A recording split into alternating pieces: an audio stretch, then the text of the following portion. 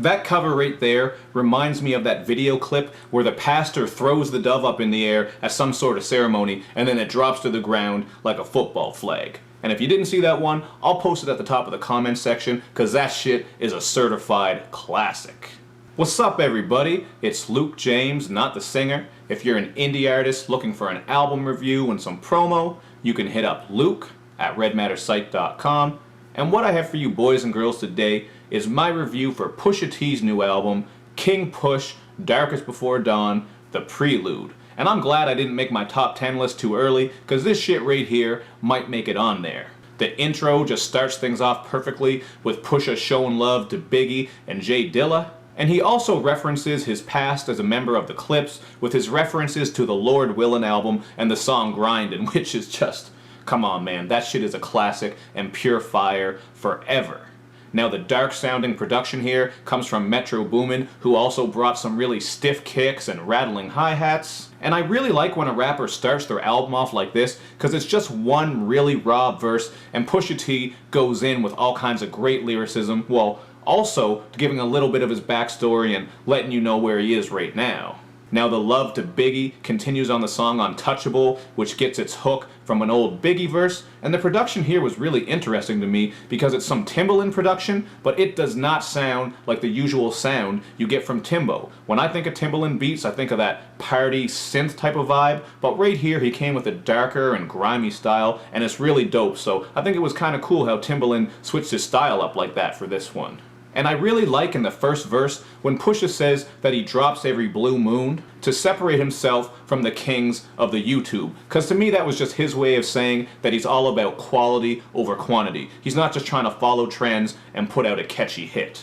And another line that I really liked on here is when Pusha T said, "Fuck Donald and his pledge," because Donald Trump to me is just human garbage. Man, I wish Zangief was a real person so that he could give him a spinning pile driver and maybe even smack him with one of those spinning lariats. Yeah, that shit would be great. Pusha also reminds us on Untouchable that he's the president of good music, and he says that he made $1 million with Adidas. So clearly Pusha is in a good place and he's not struggling. And I think it's pretty cool that he came with so much great content on this album, because it shows you that he can do much more than just that dope boy rap that he's really known for. But it's the shots that he sends at Birdman on Untouchable that really got a lot of people talking, because he kinda gets at him about his sketchy business practices, and he says that he's aiming at the moguls, and Pusha T has a little bit of a history with saying shit about Cash Money. You can read up on it, the information is there.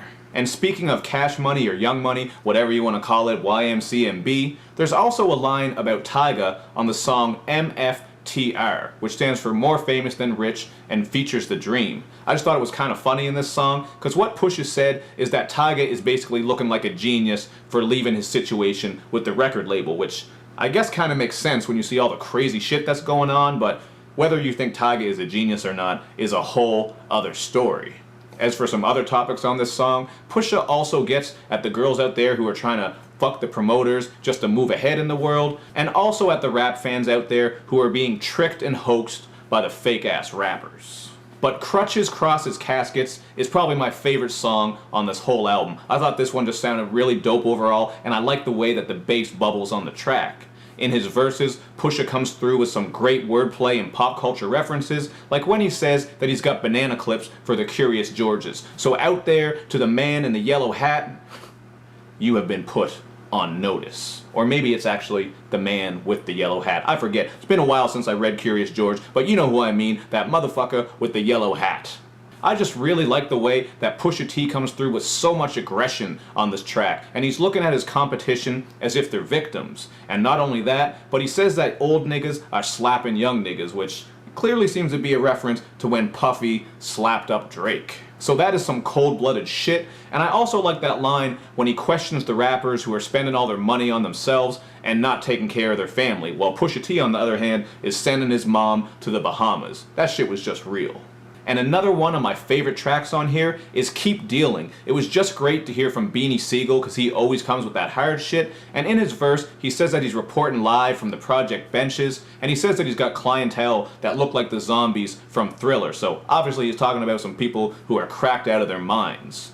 This one just has a beat that reminds me of that GoldenEye Nintendo 64 shit, and there's actually another reference to Thriller on the bass-heavy track Retribution, which features Kalani on the hook and has Pusha saying that he's wearing red leather in a room full of thrillers. As for other features on here, we get the song M.P.A, Money, Pussy, Alcohol, which features The Dream on the intro, and it also has Kanye West and A$AP Rocky, but don't get too excited about seeing their names on here, because all they do is the hook, no verses. So that was a little bit of a letdown, I guess, but this song is still fire, and I really like the way that Pusha T breaks down and looks at the three vices of money, pussy, alcohol. He does some good storytelling on here, and he just explores how these things can have a negative effect on our lives. And really, the only gripes that I have with this album are two beats. I didn't like that wonky synth on the track F.I.F.A, and Got 'Em Covered, which is just a dope boy anthem featuring Ab-Liva, just got a little bit repetitive and grating to me. But Pusha T is no stranger to getting on these weird and unique sounding beats. I mean, we all heard Lunch Money from earlier this year, and that shit was way different. But I actually liked that track, and these two were fine as far as the rapping goes,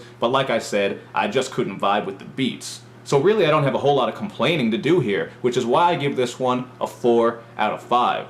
I think Pusha really came with some great wordplay, clever lyricism, storytelling, and he even spit about some real shit that's going on in the world on Sunshine. This one has Jill Scott doing some singing on there, and he talks about all kinds of issues going on in America, from racism to police brutality, the failing justice system, and all that type of shit. So that was a real track, and he was really touching on social issues.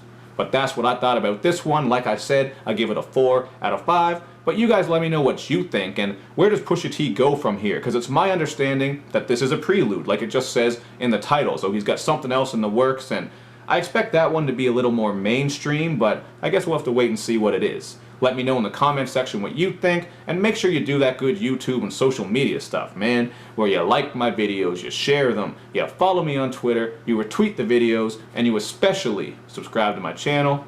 Thank you for watching, everybody. I'll see you next time.